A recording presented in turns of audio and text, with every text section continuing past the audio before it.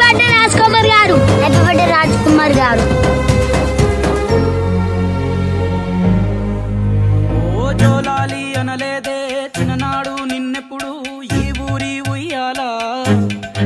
ఓ నీ పాదం ముద్దాడి పులకించిపోయిందే ఈ నెల